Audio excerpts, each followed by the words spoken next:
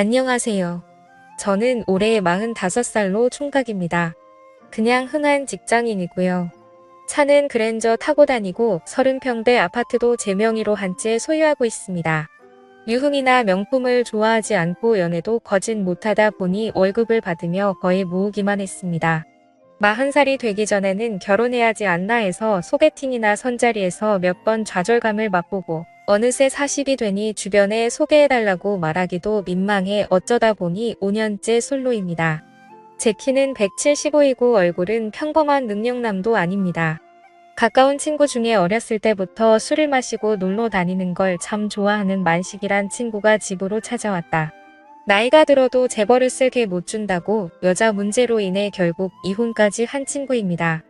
나이 들어 혼자 사는 날 치근하게 쳐다보더니 돌싱이라도 괜찮으면 소개팅을 해주겠단다.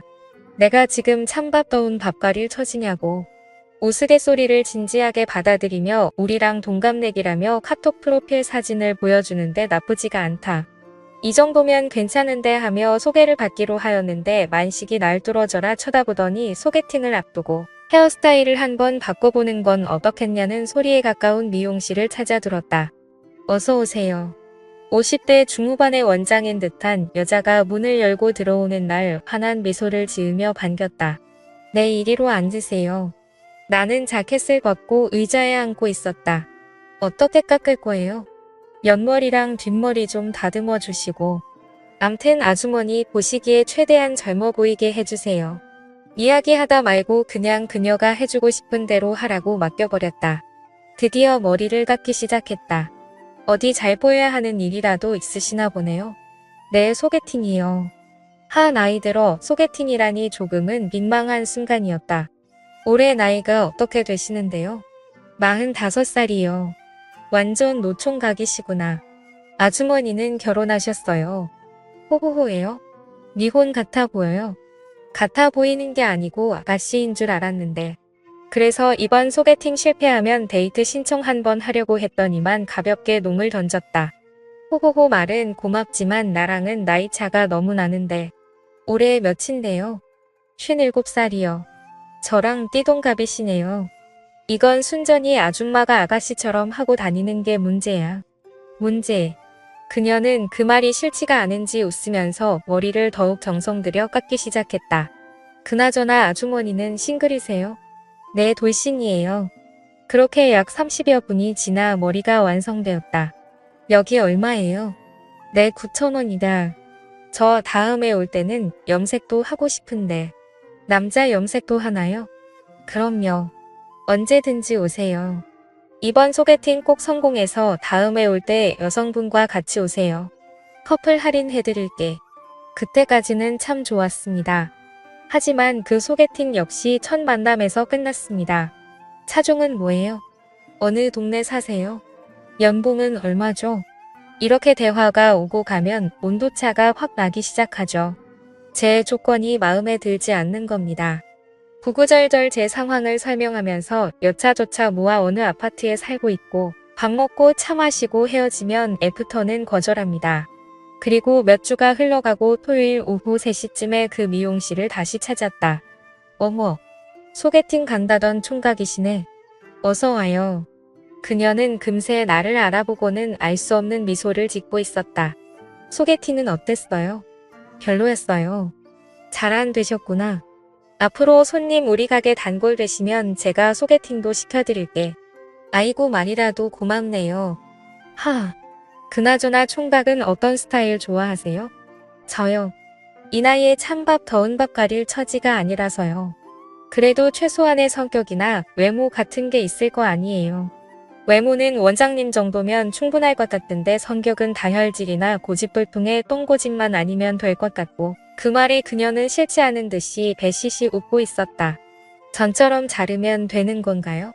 네, 그렇게 해주세요. 이번엔 밝은 톤의 염색도 하고 싶은데 내 손님. 알아서 모시겠습니다.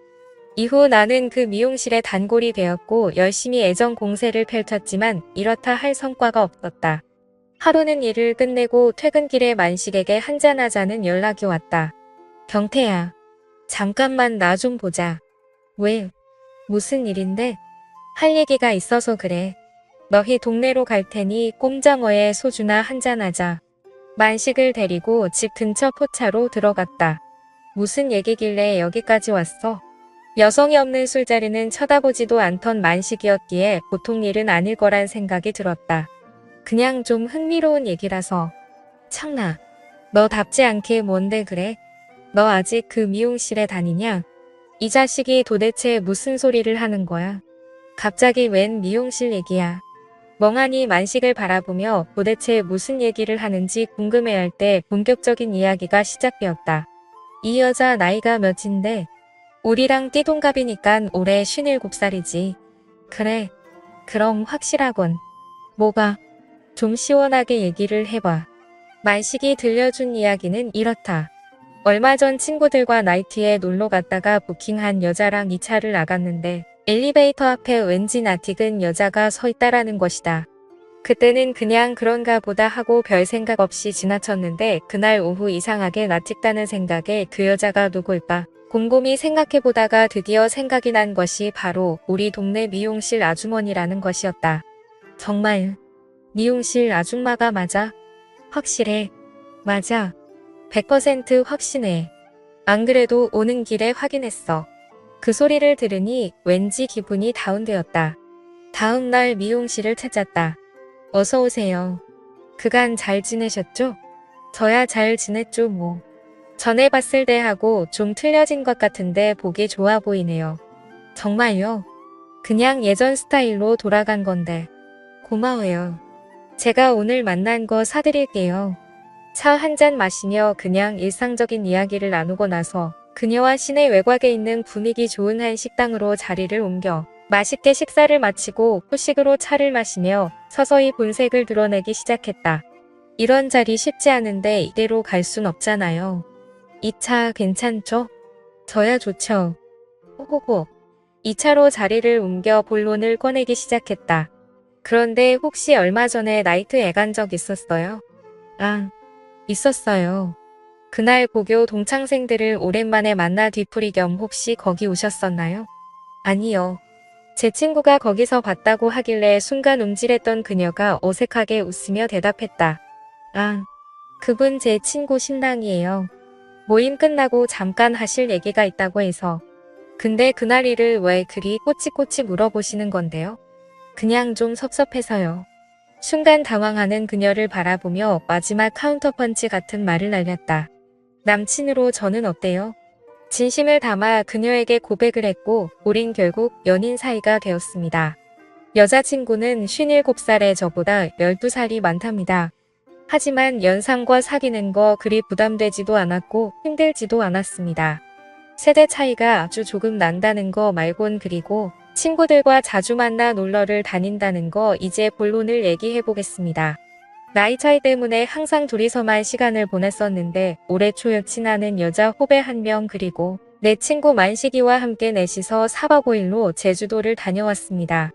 그런데 그 여행을 이후로 만식이란 친구와 둘이서 밥 먹으러 가고 클럽까지 같이 가네요. 저도 없는데 말이죠. 최근에 제가 일이 바빠지면서 밤늦게까지 일을 했어야 했거든요.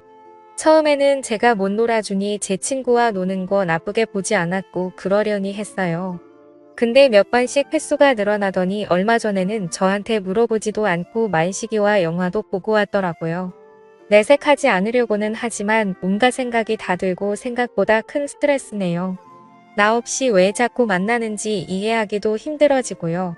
이거 제가 뭐라고 해야 하는지 제 기준에서는 두 사람이 너무하다는 생각이 듭니다. 입장을 바꿔서 여친은 밤늦게 일하는데 제가 여친 친구랑 계속 만나서 놀면 싫지 않나요? 정말이지 속상하네요. 그녀랑 사귀면서 마음고생이 많았는지 5kg 정도 살도 빠졌어요. 괜시리 친구랑 바람이라도 날까봐요. 그렇다고 이 나이에 그녀와 결혼할 수도 없는 노릇이고요. 어쩌면 좋을까요? 현명한 조언 댓글로 부탁드립니다. 감사합니다.